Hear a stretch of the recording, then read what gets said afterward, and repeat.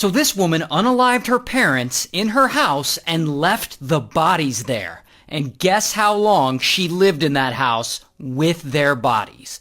Guess.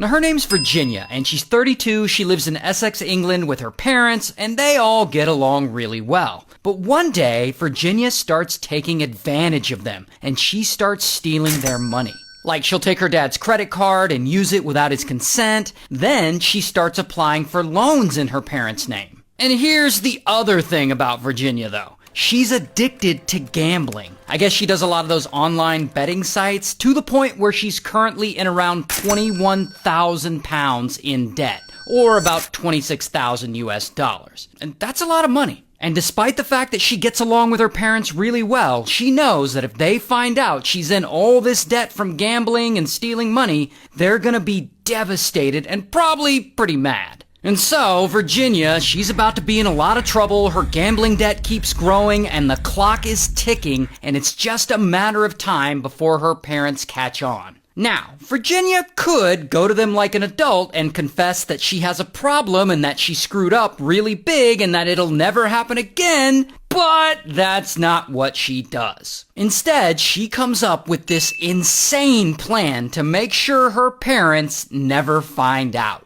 And a few months later, she puts this plan into motion. First, she gets a bunch of prescription meds and she mixes them into her parents' drinks because she's trying to poison them. Then, she serves them those drinks, and I guess later they go to bed. The next morning, Virginia goes into her dad's room, and she finds him there in his bed, and he's unfortunately unalived. Then she goes to check on her mom, who's sleeping in a different room, and mom is asleep because of the drugs, but she's still alive. And Virginia's like, oh, bollocks, it didn't work. And she immediately comes up with a plan B. And she grabs a hammer, and she goes to her mom, and bam, she hits her over the head. And bam, she hits her again and again. Now this hammer is hurting her mom, but it's not unaliving her as fast as Virginia would like. So she goes and grabs a kitchen knife. And as her mom comes to, Virginia stabs her in the chest. And then she stabs her again and again, 7 or 8 times.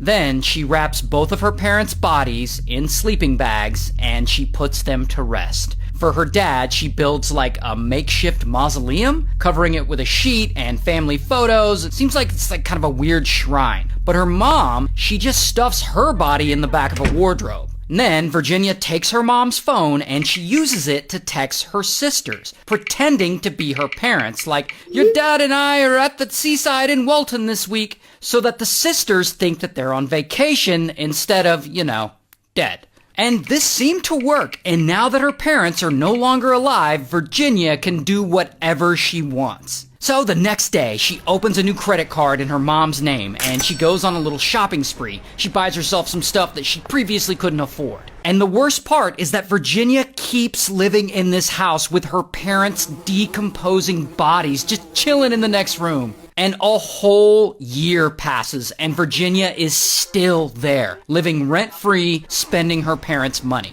And to be honest, I don't think they had a lot of money. I don't think they were rich. I think Virginia just wanted to live off of what little they had. In fact, at this point, they're still receiving their pensions every month, and Virginia is just cashing them in and living off of them. And the whole time she's doing this, she's texting family members from her parents' phones, pretending to be them, and claiming that they're out of town or that they're too sick to come visit. So no one in the family has seen the parents in a long time. Then, boom, COVID hits, and much of the world slows down and everywhere is on lockdown. And this actually makes Virginia's life a lot easier.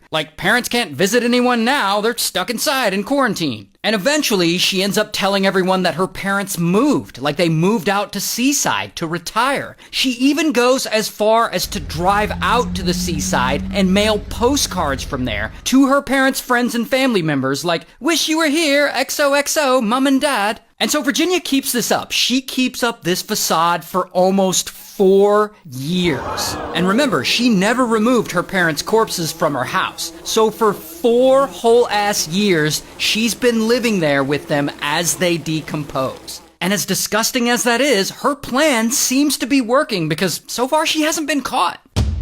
Until So I guess mom and dad have a regular doctor who they've been seeing for years. And one day, this doctor notices, man, I haven't seen them in a really long time. So he calls the county council and he's like, this old man hasn't picked up his medication in forever.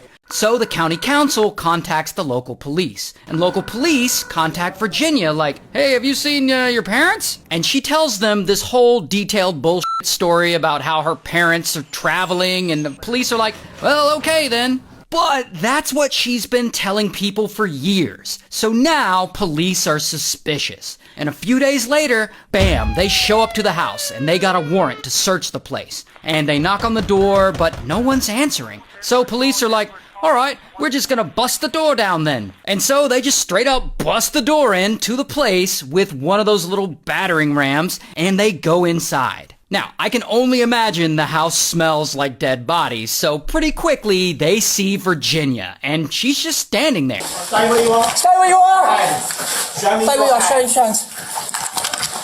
You here? Jenny? Yep. Jenny? And so, bam, they arrest her weird ass. Here's her mugshot. Now, here's what's really interesting. She worked hard to keep this a secret from everyone for 4 years. She's texting people from her parents' phones, she's mailing people fake postcards, all kinds of stuff. But as soon as the police put her in handcuffs, she drops the entire facade immediately. And she admits everything. And she just shows them where the bodies are. My dad's body's in there. Right, okay. Where about So- your mum? A little bit more complicated. Where will we find your mum? Okay, so upstairs there are about 5 wardrobes. It's behind the bed, at the back, next to the sink. She even casually goes into detail about how she did it. Slips 5 of those into his drink. There were about 2 or 3 drinks that I brought downstairs. When I went in the morning, early hours, I got up about half an hour early. About 6 o'clock in the morning, came in and he was gone. And yeah, it's weird to see someone fess up like that, but then again, what else is she gonna do? Like, she knows she's been caught. I did know that this would kind of come eventually. Cheer up, at least you caught the bad guy.